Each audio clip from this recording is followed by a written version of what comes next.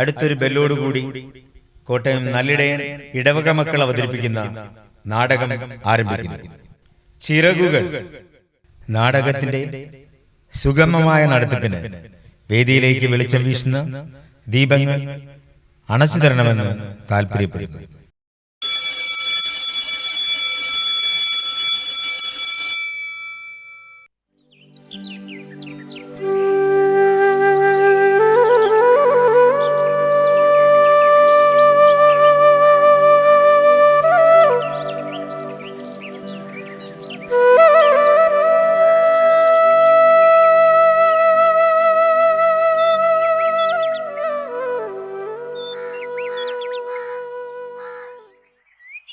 ഇതാ ചായ ചായ.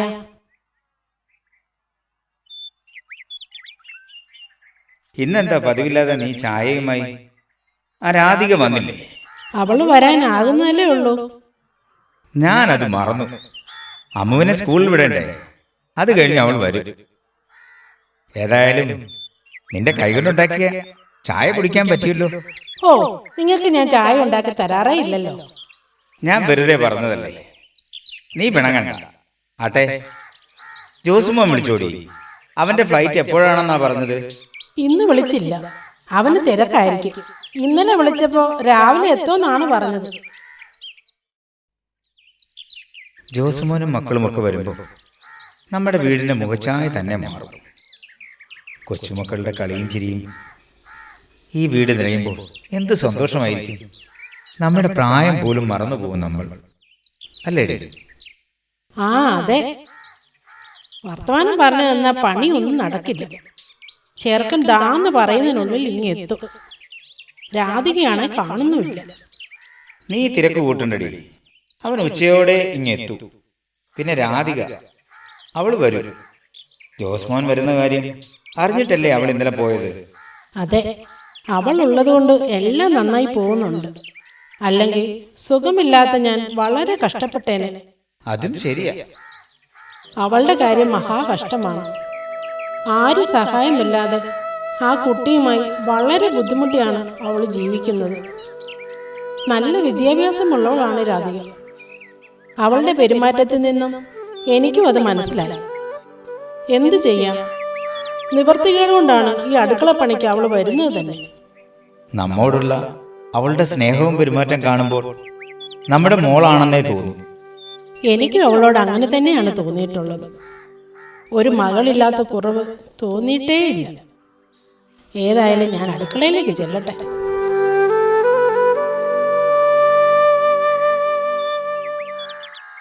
ലൂസിയേ, താണ്ടേ രാധിക വന്നു. നിന്നെ കണ്ടില്ലെന്ന പരാതിയിലാണ് അവൾ.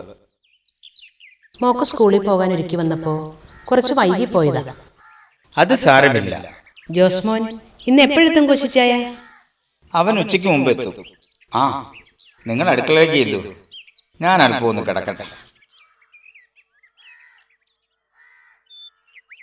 രാധികേ, വീട്ടിൽ എന്തുണ്ട് വിശേഷങ്ങള്? സുഖല്ലേ? കുഴപ്പമില്ല ചേച്ചി. അമ്മുവിന്റെ പഠിത്തമൊക്കെ എങ്ങനെയുണ്ട്?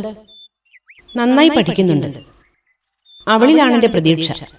അമ്മുവിനെ പഠിപ്പിച്ച് നല്ല നിലയിലാക്കണം. എനിക്ക് കാശുണ്ടായിട്ടൊന്നുമല്ല ചേച്ചി ഞാനവളെ നല്ല സ്കൂളിൽ വിട്ട് പഠിപ്പിക്കുന്നത്. സാരമില്ല രാധികേ, എല്ലാം മാറും. ഞാൻ നന്നായി പഠിക്കുമായിരുന്നു. എൻ്റെ അച്ചാച്ചന് എന്നെ പഠിപ്പിക്കാനുള്ള കാശില്ലായിരുന്നു. അന്നന്നത്തെ വിശപ്പടക്കാനും എന്നെ പഠിപ്പിക്കാനും രാപ്പകൽ അധ്വാനിക്കുന്ന അച്ചാച്ചനെയും അമ്മച്ചയും കണ്ടു വളർന്നതാ ഞാൻ. അതുകൊണ്ട് തന്നെ അമ്മുവിനെ പഠിപ്പിച്ചൊരു ജോലിക്കാരിയാക്കണം എനിക്ക്. ഞങ്ങളൊക്കെ ഇല്ലേടേ ഇവിടെ. നീ നല്ലിടയനോട് മുട്ടിപ്പായി പ്രാർത്ഥിച്ചു. നല്ലിടയൻ നിന്നെ കൈവിടില്ല. ജാതിയും മതവുമൊക്കെ ഈ മനുഷ്യരുണ്ടാക്കിയതല്ലേ. ദൈവത്തിനില്ലല്ലോ ജാതിയും മതവും. ചേച്ചി, എനിക്കൊരു കാര്യം പറയാനുണ്ട്. എന്താടി? നീ കരയാതെ കാര്യം പറ. നാളെ അമ്മുവിന് ഫീസ് അടയ്ക്കേണ്ട ദിവസമാണ്. എൻ്റെ കയ്യിൽ അത്രയും തുക ഇല്ല ചേച്ചി. നീ ഇവിടെ നിൽക്ക്, ഞാൻ വരുന്നു.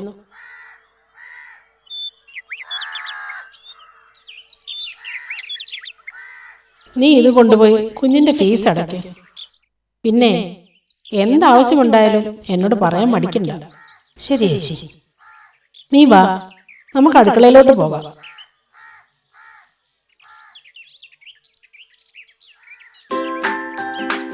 അമ്മേ, അമ്മേ, അമ്മ ഞാൻ സ്കൂളിൽ പോവാണേ. പിന്നെ നാളെയാണ് ഫീസ് അടയ്ക്കേണ്ട അവസാന തീയതി.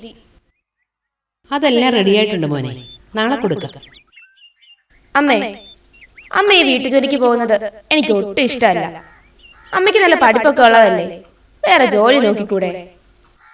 സാരമില്ല, നീ അതൊന്നും ചിന്തിക്കണ്ട. പഠിച്ചു മിടുക്കിയാകണം, വലിയൊരു ജോലിക്കാരിയാകണം. അപ്പോൾ അമ്മ വിശ്രമിക്കാം. അപ്പൻ ഉണ്ടായിരുന്നെങ്കിൽ. മോനതൊന്നും ഓർത്ത് വിഷമിക്കണ്ട. എന്നും നന്നായി പ്രാർത്ഥിക്കണം, നന്നായി പഠിക്കണം. ആരുമില്ലാത്തവർക്ക് ഈശ്വരനുണ്ട് കൂട്ടിന്. പിന്നെ മോനെ, നിനക്കൊരു സന്തോഷ വാർത്തയുണ്ട്. അതെന്താ അമ്മേ? അതെ, അത് നിനക്കൊരു സർപ്രൈസ് ആയിരിക്കട്ടെ മോനെ. നമ്മൾ ക്രിസ്ത്യാനികളല്ലെങ്കിലും ലൂസി ആന്റി പറഞ്ഞു പറഞ്ഞ് എനിക്കിപ്പോ നല്ലിടയനിൽ വലിയ വിശ്വാസമാണ് മോനെ.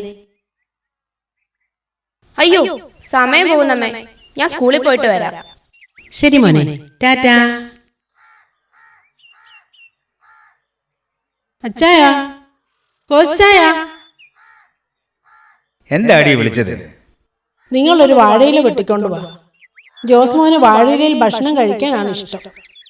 ശരിയാണ്, കുഞ്ഞുനാളിൽ തൂശനിലയിൽ ഊണ് കഴിക്കാൻ എത്ര വഴക്കുണ്ടാക്കിയതാ. മുതിർന്നിട്ടും ആ ശീലമൊന്നും മാറിയിട്ടില്ലായിരുന്നു. ഇപ്പോൾ അങ്ങനെയാണോ? നിങ്ങളതൊന്നും ആലോചിക്കണ്ട, പോയി വാഴയില കൊണ്ടുവാ.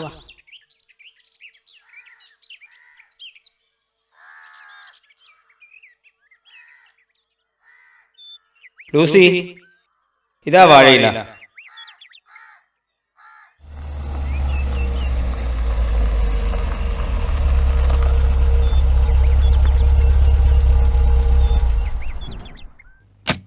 ലൂസിയെ, ദാ ജോസുമോൻ വന്നു. ദാ വരുന്നേ. എടാ മക്കളെ, യാത്രയൊക്കെ സുഖമായിരുന്നു? മോളും പിള്ളേരും വന്നില്ലേ? അവക്ക് ലീവ് കിട്ടിയില്ല, കുട്ടികൾക്ക് ക്ലാസ്സുമുണ്ട്. പിന്നെ ഞാൻ വന്നത് മറ്റൊരു അത്യാവശ്യത്തിനാണ്. എന്തൊരു പ്രതീക്ഷയോടെയാണ് കാത്തിരുന്നത്. കൈ വളരുന്നു, കാല് വളരുന്നു എന്ന് നോക്കി വളർത്തിയ ഏക മകനാണ്. കണ്ടില്ലേ നീ? അച്ചായ വിഷമിക്കണ്ട, അവൻ യാത്ര കഴിഞ്ഞ് വന്നതല്ലേ, അതായിരിക്കും. നമുക്ക് ഭക്ഷണം കഴിക്കാം. മോനെ വിളിക്കട്ടെ? ആ, വിളിക്ക്. അതിനും ഇനി സമയം കാണുമോന്നറിയില്ല. ജോസ്മോനെ വാ, ഫുഡ് കഴിക്കാം. നിനക്ക് ഇഷ്ടമുള്ള ഫിഷ് മോളി മമ്മി ഉണ്ടാക്കി വെച്ചിട്ടുണ്ട്. നിങ്ങൾ കഴിച്ചോളൂ, എനിക്കുള്ളത് ഞാൻ സൊമാറ്റോയിൽ ഓർഡർ ചെയ്തിട്ടുണ്ട്. ഇപ്പോൾ എങ്ങനെയുണ്ട്? ഒന്നിലും പ്രതീക്ഷ വെക്കണ്ട ലൂസി. നീ കേട്ടിട്ടില്ലേ, മക്കളെ കണ്ടും മാമ്പൂ കണ്ടും കൊതിക്കരുതെന്ന്. കാലം മാറിപ്പോയി. ആ വാ, നമുക്ക് കഴിക്കാം.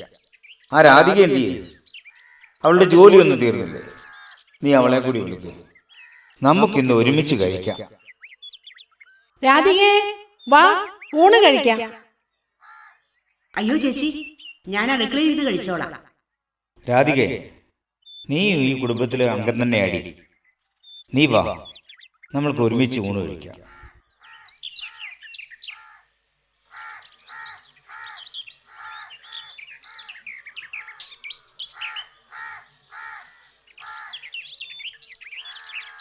പപ്പ, പപ്പ,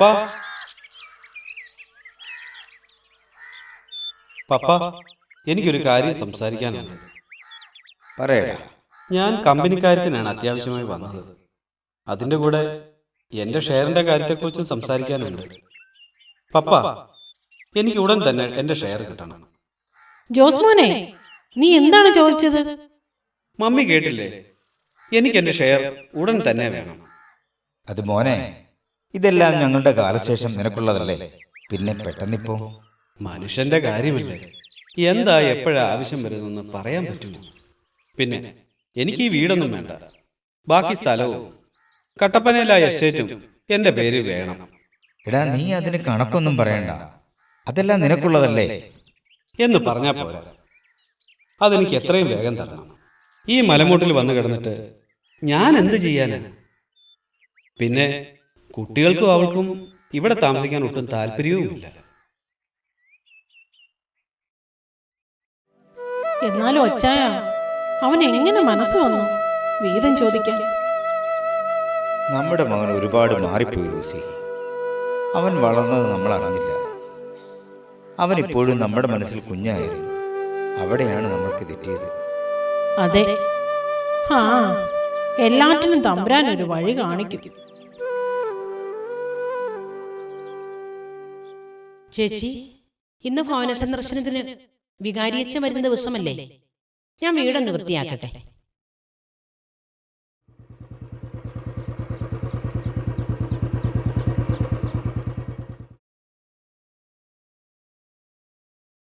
അച്ചോ, ഈശോ മിശിഹായ്ക്ക് സ്തുതിയായിരിക്കട്ടെ. ഇപ്പോഴും എപ്പോഴും സ്തുതിയായിരിക്കട്ടെ. ഇരിക്കച്ചോ. ജോസ്മോൻ വന്നിട്ടുണ്ടല്ലേ? ഞാൻ അറിഞ്ഞു. അവൻ സുഖമായിരിക്കുന്നു. സുഖമായിരിക്കുന്നു അച്ചോ. അവന്റെ കുടുംബം വന്നില്ലച്ചോ? ജോസ്മോനെ. അച്ചോ, ഈശോമിശിഹായ്ക്ക് സ്തുതിയായിരിക്കട്ടെ. ഇപ്പോഴും എപ്പോഴും സ്തുതിയായിരിക്കട്ടെ. എന്തുണ്ട് ജോസ്മോനെ വിശേഷങ്ങൾ? ജോലിയൊക്കെ എങ്ങനെ പോകുന്നു? സുഖം തന്നെ അച്ചോ, ജോലിയൊക്കെ നന്നായി പോകുന്നു.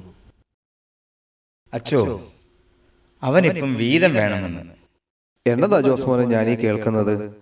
നിനക്ക് വീതം വേണമെന്നോ? എന്നാ ഇപ്പൊ അങ്ങനെ ചോദിക്കാൻ? അച്ചോ, ഞാനൊരു വില്ലയ്ക്ക് അഡ്വാൻസ് കൊടുത്തിട്ടുണ്ട്. അതിൻ്റെ ബാക്കി ക്യാഷ് കൂടി കൊടുക്കണം. അതിന് എൻ്റെ ഷെയർ കിട്ടിയാലേ കാര്യം നടക്കും. പിന്നെ അവൾക്കും കുട്ടികൾക്കും ബാംഗ്ലൂരിൽ സെറ്റിൽഡ് ആകാനാണ് താല്പര്യം. അതിന് ഈ പറമ്പും എസ്റ്റേറ്റും വിൽക്കണമെന്നാണച്ചോ അവൻ പറയുന്നത്? ജോസ്മോനെ, ഈ പറമ്പുകളിലെ ആദായം കൊണ്ടല്ലേ നിന്റെ അപ്പനും അമ്മയും ജീവിക്കുന്നത്? ഇത് വിറ്റാൽ അവരുടെ ഗതി എന്താവുമെന്ന് നീ ചിന്തിക്കുന്നില്ലേ? അവൻ അതൊന്നും ചിന്തിക്കുന്നില്ലച്ചോ. അവൻ അവന്റെ കാര്യം മാത്രം. ഇതല്ലാതെ മറ്റു മാർഗമൊന്നും ഇല്ലേ? ഇല്ല അച്ചോ, ഇതാണ് എൻ്റെ ഫൈനൽ ഡിസിഷൻ. ഇനി ഒരു തർക്കവും വിഷമവും ഒന്നും വേണ്ട. ഉടനെ തന്നെ നീ അതിന്റെ കാര്യങ്ങൾ നീക്കിക്കോ. അതെന്തിനാ അച്ചായ അവൻ പറയുന്നത് കേട്ട് ഉടനെ തന്നെ അങ്ങനെ ചെയ്യുന്നത്? നീ സങ്കടപ്പെടണ്ടടി. സ്വത്തിലും വലുതല്ലേ നമുക്ക് നമ്മുടെ മോൻ. അവന്റെ വിഷമം നമ്മളോടല്ലാതെ അവൻ ആരോട് പറയും? എല്ലാറ്റിനും നല്ല ആലോചനയെ ദൈവം നൽകും. നിങ്ങൾ സമാധാനമായിരിക്കൂ. ഞാൻ ഇറങ്ങട്ടെ. ശരി അച്ചോ.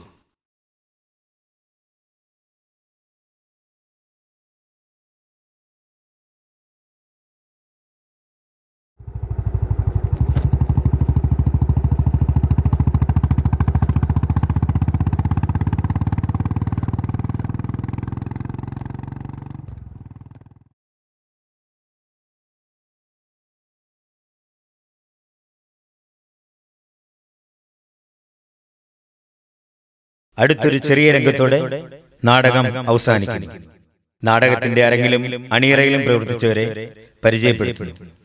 കഥ, കവിതാരചന, സംഗീതം, ആലാപനം ഹാർമീസ് ബിജി, കർമ്മല റാണി യൂണിറ്റ്. സംഭാഷണം, സംവിധാനം Sherin V Antony, Karunyamatha unit. Orchestration, പശ്ചാത്തല സംഗീതം CB Peter, Vimala unit. Recording Diana creations, Kottayam. Recordist Darwin John. രംഗപടം artist Rangan, Vyasakalakendram. Sound EJ sounds, Kottayam. Light Kochumon Mazhavil. Makeup Shubu KG, Vimala unit. Sheeba, Fathima Matha unit. സാങ്കേതിക സഹായം അഗസ്റ്റിൻ കീച്ചേരിപ്പറമ്പിൽ, ഡീൻ ഹാർമിസ് ബിജു, അക്ഷയ് വീശ്വരൻ. കഥാപാത്രങ്ങൾക്ക് ശബ്ദം നൽകി വേഷമിട്ടവർ: Koshy Sherin V Antony Karunyamatha unit. Lucy Susan Manoj Vimalambika unit. Radhika Harmis Biji കർമ്മല Rani unit. Josemon Aneesh P Jose Amalolbhava Matha unit. വികാരി അച്ഛൻ Jomon P Thankappan Ave Maria unit. Ammu Kumari Angel Maria John Ave Maria unit. നന്ദി കേന്ദ്രസമിതി ഇടവക സമിതി ഭാരവാഹികൾക്കും പ്രോഗ്രാം കമ്മിറ്റി കൺവീനർക്കും പ്രത്യേക നന്ദി. റവറൻഡ് ഫാദർ വിൽസൺ കാപ്പാട്ടിൽ, ഫെറോന വികാരി, നല്ലിടയൻ ചർച്ച്, കോട്ടയം. നാടകം തുടരുന്നു. 2 വർഷത്തിനു ശേഷമുള്ള ഒരു ദിവസം.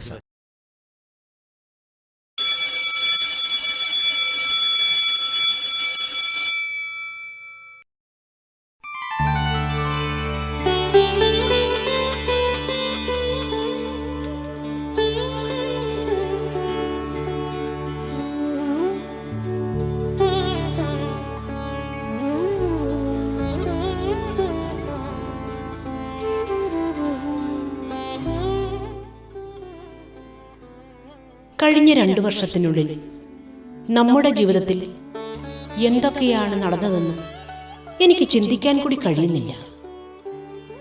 കോശിച്ചായനും ലൂസി ആൻറ്റിയും സ്വന്തം മകളെ പോലെയല്ലേ എന്നെ സ്നേഹിച്ചത്? അല്ലെങ്കിൽ ആരുമില്ലാതിരുന്ന നമ്മൾക്ക് ഈ വീടും സ്ഥലവും എഴുതി തരുമോ? ചിറകറ്റ നമ്മൾക്ക് ചിറകായി മാറിയില്ലേ അവർ? അത് മാത്രമല്ലല്ലോ അമ്മേ, അമ്മയ്ക്കൊരു ജോലിയും കൂടി വാങ്ങി തന്നില്ലേ, അതും ഒരു ടീച്ചറായിട്ട്. അതേ മോളെ, കോശിച്ചായനും ലൂസി ആൻറ്റിയും വികാരിയച്ചോട് പറഞ്ഞ് രൂപതയിലെ സ്കൂളിൽ തന്നെ എനിക്ക് ജോലി വാങ്ങിത്തന്നു. നമ്മുടെ സങ്കടങ്ങളൊക്കെ മാറിയില്ലേ അമ്മേ? ശരിയാണ്, നമ്മുടെ പ്രശ്നങ്ങളെല്ലാം മാറി. എന്നാലും ചാച്ചനും അമ്മച്ചിയും നമ്മോടൊപ്പം ഉണ്ടായിരുന്നെങ്കിൽ. ഞാൻ ഒരുപാട് നിർബന്ധിച്ചിട്ടും അവർ നിന്നില്ല. മോളെ, അവർ പ്രായമുള്ളവരല്ലേ, അവരുടെ തീരുമാനങ്ങൾ നമുക്ക് മാറ്റാൻ പറ്റുമോ? ശരി, എന്നാൽ ഞാനൊരു കാര്യം പറയട്ടെ. അപ്പൻ ഉണ്ടായിരുന്നപ്പം അമ്മ ഒത്തിരി മഴക്കവിതകൾ എഴുതുമായിരുന്നില്ലേ? അന്ന് പറയുമായിരുന്നു മഴ കാണാനിഷ്ടം, മഴ നനയാനിഷ്ടം എന്നൊക്കെ. ഇപ്പൊ എന്താ എഴുതാത്തെ? അന്ന് പാട്ടും പാടുമായിരുന്നു. ജീവിതത്തിൽ കഷ്ടപ്പാടുകൾ വന്നപ്പോൾ അതെല്ലാം മാറ്റിവെക്കേണ്ടതായി വന്നു എന്നും പറഞ്ഞ് അമ്മയുടെ ആ കഴിവുകളൊന്നും നഷ്ടമായിട്ടില്ല കേട്ടോ. എന്നാൽ ആ എഴുത്തിന്റെയും പാട്ടിന്റെയും ലോകത്തേക്ക് അമ്മയ്ക്ക് തിരിച്ചു പോകാൻ പാടില്ലേ? അല്ല, അമ്മ പോകണം. ഇനിയും എഴുതണം, ഇനിയും പാടണം. നിന്റെ സന്തോഷത്തിന് അമ്മ എഴുതാം മോളെ, ഇനിയും പാടാം. എന്നാലേ അമ്മ പണ്ട് എപ്പോഴും പാടാറുള്ള ആ പാട്ട് ഇപ്പോഴൊന്ന് പാടിക്കേ. ദേ കേൾക്കാൻ ഞാൻ റെഡി.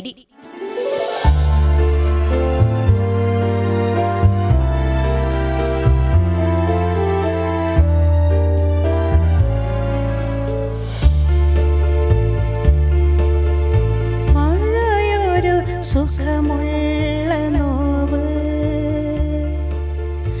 ഓർമ്മകൾ കുടിയേറും നോവ്. ഒരിക്കൽ നീ പറഞ്ഞപ്പോൾ അറിഞ്ഞിരുന്നില്ല ഞാൻ ഇത്രയും സുഖമുള്ള നോവ്. മഴയൊരു സുഖമുള്ള നോവ്, ഓർമ്മകൾ കുടിയേറും നോവ്. മഴയെ നീ എന്നെ ഒന്നു തൊട്ടെങ്കിൽ ഇന്നു ഞാൻ വെറുതെ മോഹിക്കുന്നു. ആ മോഹം വെറുമൊരു വ്യാമോഹമെന്ന് എന്നിൽ നീ ഒന്നു തിരിച്ചറിയൂ. മഴയൊരു സുഖമുള്ള നോവ്, ഓർമ്മകൾ കുടിയേറും നോവ്. നിദ്രതൻ നീലിമ തഴുകിയ നേരം ഞാനറിയാതെ നീ എന്നിൽ വന്നു. എൻ ഹൃദയത്തിൻ സ്നേഹത്തിൻ ആഴം എന്നിൽ നീ ഒന്നു തിരിച്ചറിയൂ. മഴയൊരു സുഖമുള്ള നോവ്, ഓർമ്മകൾ കുടിയേറും നോവ്.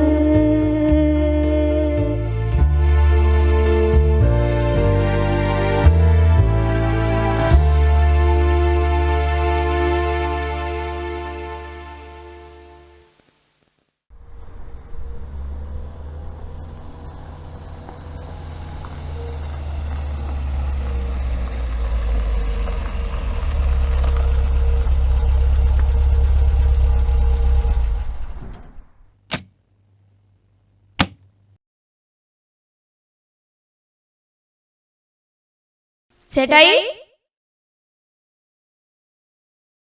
ചേട്ടായി എപ്പോഴാ നാട്ടിൽ വന്നത്? ഇന്ന് വന്നതേ ഉള്ളൂ. എല്ലാവരും എവിടെ പോയി മോളെ? എന്റെ അമ്മ അകത്തുണ്ട്, വിളിക്കട്ടെ? വേണ്ട. പപ്പായും മമ്മി എന്തിയേ? ചാച്ചനും അമ്മച്ചിയും ഈ വീട് ഞങ്ങൾക്ക് എഴുതി തന്നിട്ട് ടൗണിലെ അഭയമന്ദിരത്തിൽ പോയി. ഞങ്ങൾ എത്ര പറഞ്ഞിട്ടും അവരിവിടെ നിന്നില്ല. ചേട്ടായി ഇരിക്ക്, ഞാൻ അമ്മയോട് പറയട്ടെ.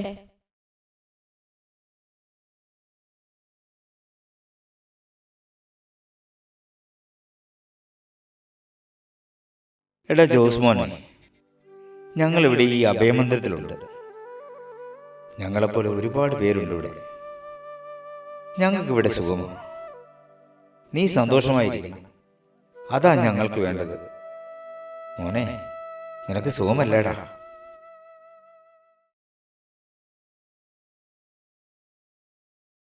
എന്റെ ദൈവമേ, ഞാൻ എന്തൊരു പാപിയാണ്. അവളുടെ വാക്ക് കേട്ട് ഞാൻ പ്രവർത്തിച്ചിട്ട് എന്റെ പാവം പപ്പായും മമ്മിയും ഇന്ന് അഗതിമന്ദിരത്തിലായില്ലേ. ഞാൻ തെറ്റ് ചെയ്തു പോയി.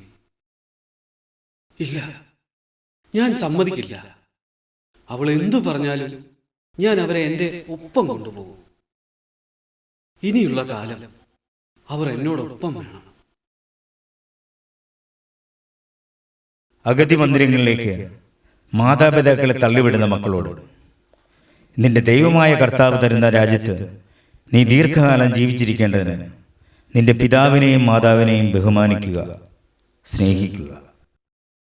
ജീവിതത്തിന്റെ അവസാന നാളുകളിൽ മക്കളോടും കൊച്ചുമക്കളോടും ഒന്നിച്ചിരിക്കുവാൻ കൊതിക്കുന്ന മാതാപിതാക്കളെ വൃദ്ധമന്ദിരങ്ങളിലേക്ക് തള്ളിവിടാത്ത ഒരു പുതിയ തലമുറയെ നമുക്ക് വാർത്തെടുക്കാം.